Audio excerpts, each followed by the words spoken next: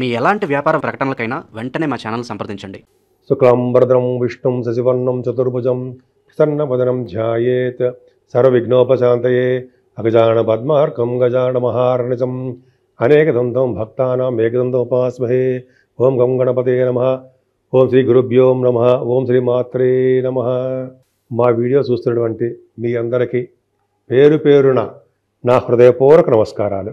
మనం ఇప్పుడు 1 ఆగస్టు నుండి 31 ఆగస్టు వరకు కూడా మనం ఈ రాశి ఫలాలు తెలుసుకోబోతున్నాం. అందుకంటే ముందర నా పేరు CMA వాడరేవు ఆదినారాయణరావు శర్మ. నా సెల్ నంబర్ 7075389589 7075389589. ఇప్పుడు మనం మీనరాశి వారికి 1 ఆగస్టు నుంచి 31 ఆగస్టు వరకు ఎలా ఉండిపోతుందో తెలుసుకుందాం. మీ రాశిలోనే శని ఉండడం అంత అద్భుతమైన ఫలితాలు ఇవ్వడండి. అయినా పైగా శనీశ్వరుడికి కుజదృష్టి ఉండడం అస్సలు మంచిది కాదు. అంటే మిమ్మల్ని భయపెట్టడానికి కాదండి, జాగ్రత్తలు సూచిస్తున్నాం. ఎందుకంటే మీ ఫేస్ సంబంధించిన ప్రాబ్లమ్స్, శారీరకంగా మానసికంగా ఇబ్బందులు పడ్డము, అనుకున్నవన్నీ పనులు జరగకపోవడం జరుగుతుంది. శనికి కుజదృష్టి ఉండడం వలన కొద్దిగా నీటి వలన ప్రమాదాలు, పాదాలకి దెబ్బలు తగలడాలు అవకాశం ఉంది. సెకండ్ హౌస్ లార్డ్ కూడా కుజుడయ్యాడు కదా, మీకు ధనప్రాప్తి ధనం విషయంలో కూడా మీకు చాలా ఇబ్బందులు ఫేస్ చేయడం జరుగుతుంది. కొన్ని సందర్భాల్లో మీకు డబ్బులు రావడం కష్టం అయిపోతూ ఉంటుంది. కుటుంబంలో కూడా మనస్పర్ధలు, చికాకులు, కోపాలు, ఆవేశాలు ఇవన్నీ ఉంటే కొంచెం జాగ్రత్తగా ఉండండి. కానీ మీకు గురుడు ఉన్నాడు చూసారా, ఆయన మిమ్మల్ని వదులుతాడా? మీరు లగ్నాధిపతి గురుడు చతుర్థ భావంలో ఉంటే తుక్కు రాకుండా బ్రహ్మాండంగా నీకు నేను ఉన్నాను అని చేసి మీ తల్లిగారికి ఆరోగ్యంగా ఉంచడము, ధనప్రాప్తి కలిగేది చేయడము, అంతేకాకుండా మీకు ప్రతి విషయంలోనూ అంటే సన్మానాలు జరగడము, వాహనాల వల్ల సంతోషాలు కలగడము, అధికారుల యొక్క అనుగ్రహం కలగడము చతుర్థ భావంలో గురుడు. అలాగే అన్న పానీయాలకు లోటు లేకుండా బ్రహ్మాండంగా ఉండడము, ఆభరణ సౌఖ్యము, సద్గుణ సంపన్నులుగా ఉండడము. చతుర్థ భావంలో శుక్రుడు కూడా సంగీత వాయిద్యాల్లో బాగా మేటి నిర్మించుకోవడం, సంగీత డైరెక్టర్స్ తల్లిగారికి అద్భుతంగా ఉండడము, చదువు విషయంలో ఆటంకాలు లేకుండా బాగా సాధించడము. అలాగే రైతులు కూడా ఇటువంటి వర్షాలు ఉన్నా సరే వాళ్ళకి చక్కటి పంటల్లో లాభాలు రావడానికి ఎక్కువ అవకాశం బ్రహ్మాండంగా ఉన్నాయి, డౌట్ లేదు. కానీ రవిబుధులు బాగా పంచమస్థానం చాలా బాగున్నారండి. రవిబుధులు బాగున్నారంటే డాక్టర్స్ మీరు ఏదైనా ఎడ్యుకేషన్ చేస్తూ ఉండుంటే ఎడ్యుకేషన్లో MBBS అంటారు కదా, వాటిలో మీరు సక్సెస్ అవుతారు. అలాగే ఫైనాన్స్ రంగంలో సక్సెస్ అవుతారు. పుత్రిక సంతానం విషయంలో మీరు బాగా విజయం సాధిస్తూ ఉంటారు.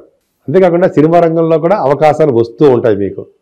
సంగీత, సాహిత్య, నృత్య కళాకారులు గాను, సినిమాల రంగంలో డైరెక్టర్స్ గాను, ప్రొడ్యూసర్స్ గాను, లేకపోతే మీకు సంబంధించిన వ్యవహారాలు ఎక్కడ ఉన్నదో బ్రహ్మాండంగా సక్సెస్ అవుతారు. రవిబుధి కారణంగానే గవర్నమెంట్ ఐటర్స్ CA CMA వాళ్ళు సక్సెస్ అవుతారు, బాగా విజయం సాధిస్తారు. ఆ రవిబుధి కారణం వల్ల కదండి మీరు స్టాక్ మార్కెట్లో కూడా బాగా డబ్బులు సంపాదించుకోవడము, మంత్రి అంటే పొలిటికల్ రంగంలో పదవులు ఆశించారు, పదవులు రావడము ఇవన్నీ సామాన్యం కదా. కానీ అద్భుతం తెలుసా అండి, 6వ భావంలో రవితో కలిసిన కేతు ఏంటండి, తండ్రి గారికి ఎంత బాగుంటుంది. 6వ భావంలో రవితో కలిసిన కేతు, 6వ భావంలో 6వ పతి ఉంటాడు తెలుసు కదండి మీకు.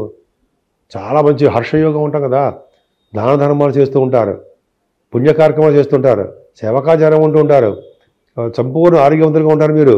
అంతేకాకుండా మీకు ఇలా సంబంధించిన వ్యవహారాల విజయం సాధిస్తూ ఉంటారు.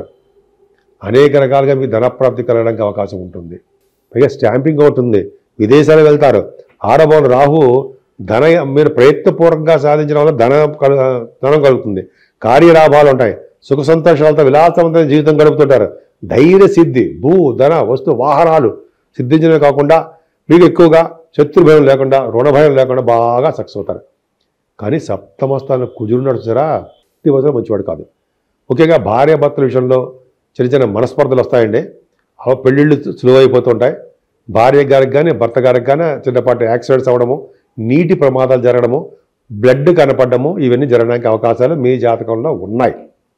కొద్దిగా జాగ్రత్తగా ఉండండి. మిమ్మల్ని భయపడడం కాదు, జాగ్రత్తలు సూచిస్తున్నా.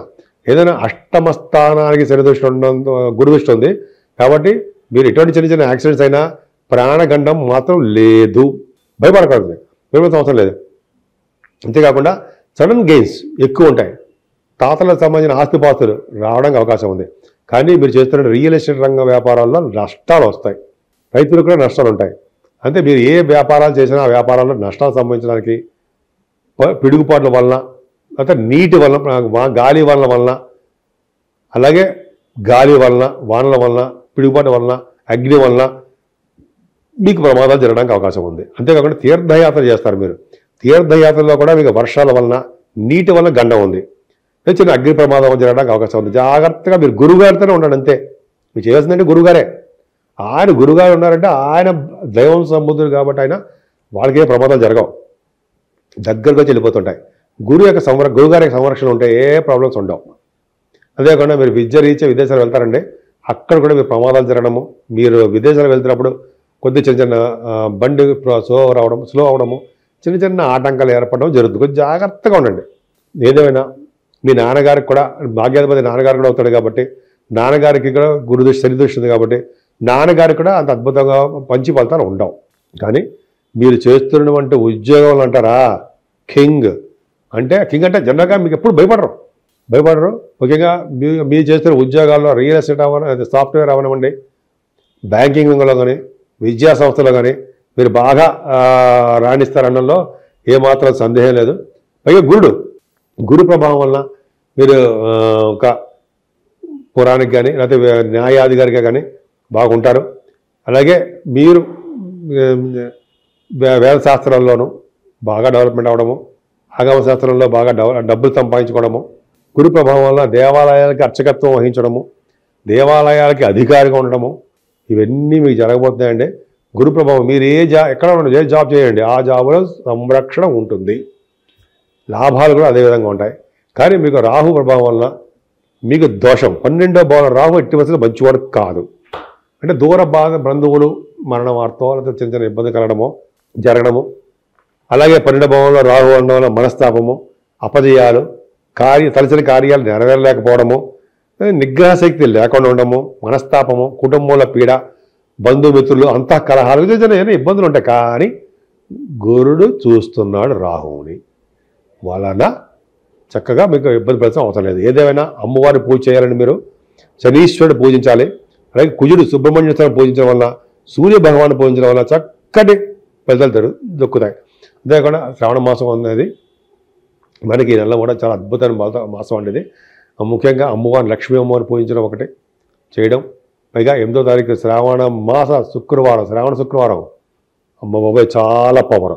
తర్వాత 9వ తారీఖుని మనకి పౌర్ణమి, శ్రావణ మాస పౌర్ణమి, జంఝాల పౌర్ణమి, రాఖీ పౌర్ణమి, అమ్మ బాబాయ్ చాలా చాలా పవర్ఫుల్ కదండి. ఆ రోజు అందరూ కూడా ఆనందోత్సవాలు బ్రహ్మాండంగా ఉంటాం కదా, చాలా పవర్ఫుల్గా ఉంటాం.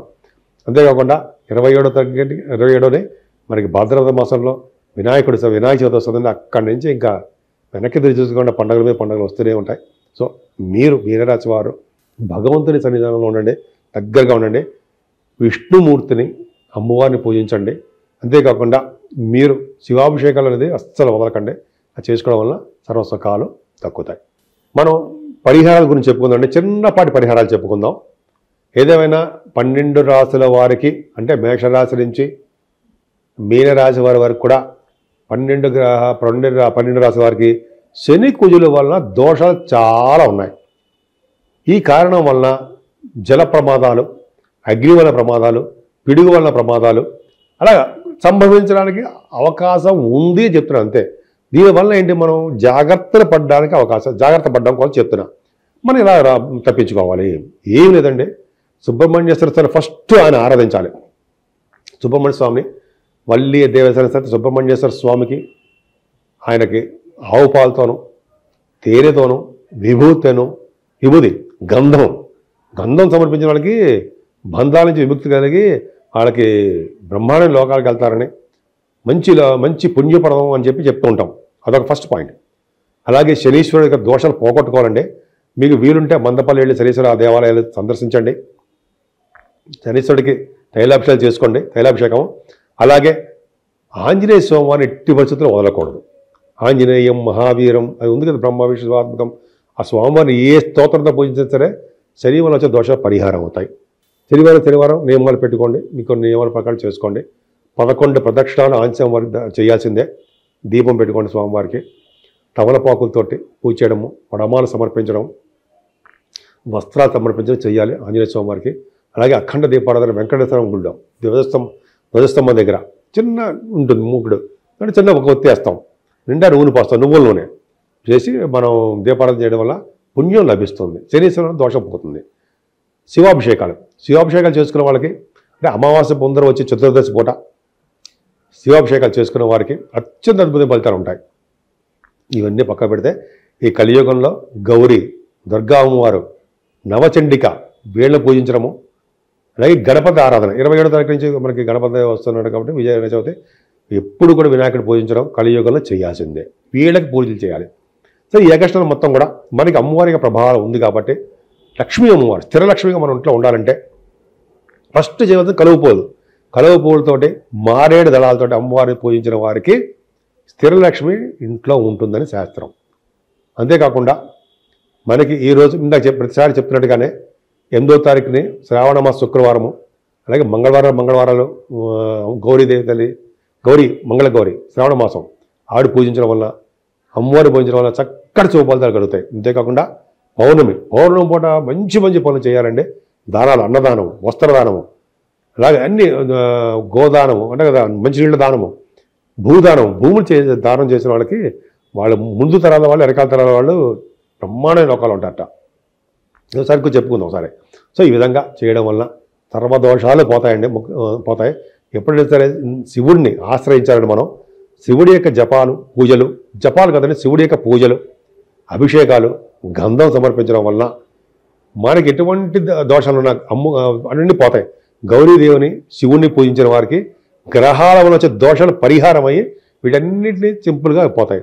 అంతేకాకుండా బలమైన మీకు దశ జరుగుతున్నప్పుడు మెయిన్ జాతకంలో, అంతేకాకుండా ఒక శుభగ్రహాల యొక్క దృష్టి కుశల మీద ఉన్నప్పుడు ఈ యొక్క వాళ్ళు చేసే చెడు ఫలితాలు చాలా మంది తగ్గుముఖం పట్టి మంచి జరుగుతుంది. కాబట్టి ఈ 12 రాశుల వారికి ఈ శ్రావణ మాసం, ఈ ఆగస్టులో మొత్తం కూడా పండగలు కదా, సుఖ సంతోషాలతో ఉండాలని మీరందరూ కూడా, అలాగే ఆరోగ్యాలతో వెలసిల్లాలని, మీరు అనుకున్న పనులన్నీ చక్కగా నెరవేర్చుకుంటూ ఎప్పుడూ ఆనందోత్సవాలతో మంచి కోరికలు నెరవేరాలని, సంపూర్ణ ఆరోగ్యవంతులుగా ఉండాలని, దీర్ఘాయుష్మంతులుగా ఉండాలని మనస్ఫూర్తిగా కోరుకుంటున్నాను.